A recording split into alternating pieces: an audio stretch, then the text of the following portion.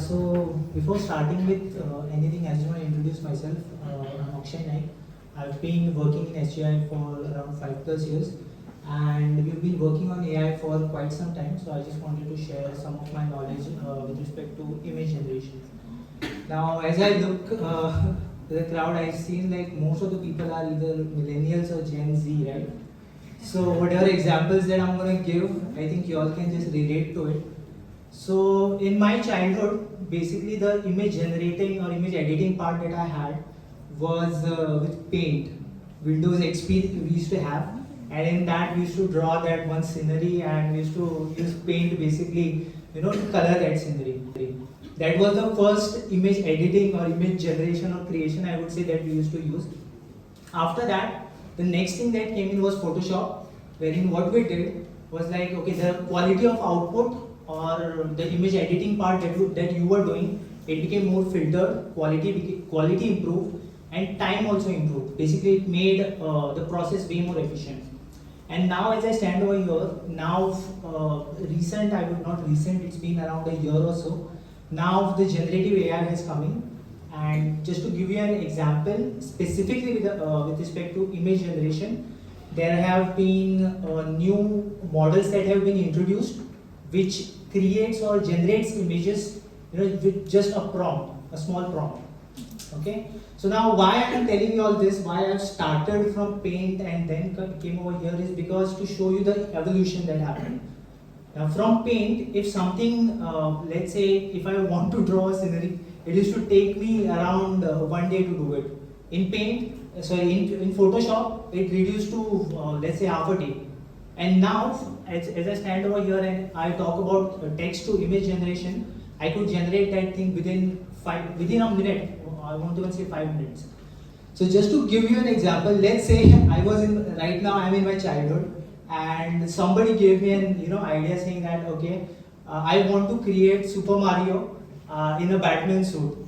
Now just imagine like 5 or 10 years back, how much time it would have been taken to you just to come up to this. In Photoshop, you might have you might have implemented it, or you might take a bit less amount of time, let's say a week to do it. Now I did this image basically within 1 minute. I just provided a prompt saying that I want Super Mario dressed as a Batman, and here's the image. So the point over here is basically what I'm trying to tell over here is, as we are evolving, we need to, not evolving as such, as the technology is evolving, we need to keep with the technology, basically to help us in that. Now, yes, it looks quite cool. It's okay. Like if you see over here, Super Mario looks like very realistic. It's quite cool, but how can we use it in our daily life? Okay, like as a developer or maybe as a designer, how can we do it? I'll give you a small example. Just consider, let's first start with the designer one. So request has come from a client. Let's say the client sells t-shirt, and a request has come to the designer saying that I want a Super Mario dressed as Batman. Just create an image for me, or create that design for me. So what the traditional way was that the designer used to spend 2 hours just to get that inspiration. How should I start? What should I do?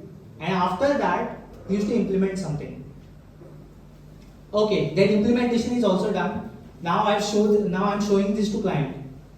Once I've showed to the client is telling me, I didn't want it like this. I want the Super Mario to be in a cartoon way. Then again the developer spends more 2 hours. He says something to the client first of all, and then spends another 2 or 3 days, and then comes up with another version. Okay. So now basically what I'm trying to tell over here, that inspiration part or the time that is needed for the designers, that can be reduced using this. How?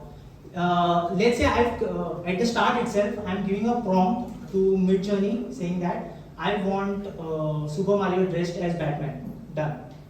Okay. I've got 4 ideas. So Midjourney is going to generate 4 ideas for me, and that becomes your reference point. So you don't have to start entirely from scratch. You select any one of the image, and from that image you start with your development. The second part of it, the editing part which I've told you, again making it in a cartoon way, What I can do simply in Midjourney, I can upload this image back again, and I'll say, just make this image in a cartoon, make it as a cartoon. And I'll get a reference point for designers to start with another idea. So that is where we are basically trying to reduce, or where we can make our process way more efficient. Now there are different things which are there in the market. There is Midjourney, there is Stable Diffusion, and there is one more, DALI. I think you might have heard about DALI. Midjourney is also you might have heard about. Now this is the prompt that I have used. So this is the second prompt, and this is another model that I have used. Prompt remains the same, but the model which I have used is different. So if you see, this is a different result which I am getting. Yeah, this is the third one. So this is done using Stable Diffusion. Stable Diffusion comes with a lot of other options which are there, but this is like Stable Diffusion Excel one which I have used. So just imagine, to build this entire 3 images, a designer would have spent more than 2 or 3 weeks, and again, it would have been a refined process wherein you submit it to the client and then come back again, for the changes. So I can do this within 1 minute. I can show it to the client, not necessarily within 1 minute, but still. So this is the efficiency which I was talking about, and helping the team basically, or helping the members, to come up with creative ideas. So the next thing that I have is, can you open the video? Yeah. How practically we can help clients. So just check this video out.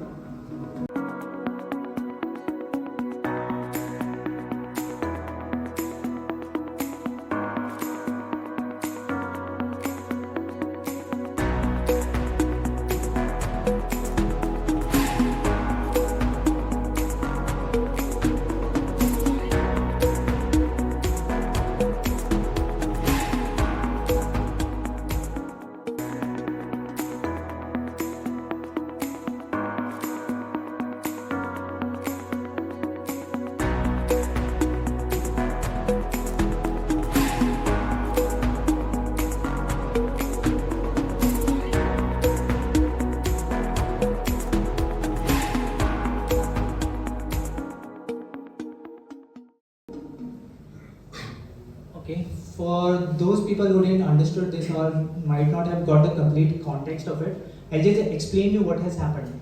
So basically, recently, one of our New York-based clients came with an idea, like I have said, the mindset basically, wherein she has a Shopify store. So what she wanted was to make or provide platforms to e-commerce people, whoever are running their stores, to make product images faster. For example, let's say there's a sale that is going on, okay, in Christmas, let's say in December.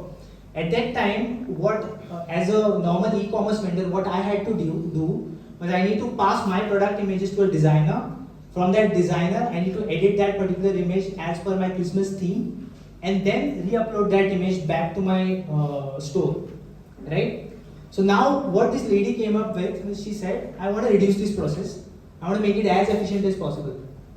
So what she told me, so it's like you need to build a system that will basically do 2 things. One, the user should be able to upload any of his products, his or her product, whatever that is there, strip their background. After stripping their background, you should be allowing them to write a prompt and generate images. Let's say I want to generate a image which is Christmassy theme. So I write a prompt and I generate an image with respect to Christmas. Okay, same image I'm using as a background, and I'm pasting my the product which is there on top of it. After doing that, I simply sync this particular image back to my store. So just imagine the 1 day's worth of work which the client was doing, basically the vendors that were doing to make that design, that is basically reduced. I'm not saying the result will be like completely good. You need to tweak the prompts here and there. If you are good at prompt engineering, like how Amol has mentioned, you will be able to generate more refined images. So that was one of her ideas that we had used. The second idea, in the same way wherein she had used, or she came up with again, was a video generation one. Wherein what she's saying, once the image is generated, I want a video created out of it. So for that, we used something called as Stable Diffusion's video generation API. So what it does is it takes a still image, and then once you submit it to that API, it basically makes it kind of move in a moving way. So you get around 4 or 5 second worth of video. And that what happens is just the camera angle moves. So it looks like you have shot a video of that particular product. That was the second script that we had used. And last, basically the additional add-on that she had given wherein she was mentioning, I want to provide my customers an option wherein they can generate their own captions or own descriptions. Now why this is important is because let's consider the SEO part. The very important thing of any e-commerce person who is handling an e-commerce store is that their product needs to come in the Google search or any kind of search, right? So what she said, my platform needs to have that option wherein once the product you have got, after that you need to generate the description for that product, which is way more SEO friendly. So you have reduced two things: one, designing, and second one, the SEO content creation for which you were reliant on SEO expert, that is reduced. So this was actually the, when I spoke to this particular client, that was the time I came to know the, difference in the mindset, wherein they were more thinking about, okay, how we can utilize it.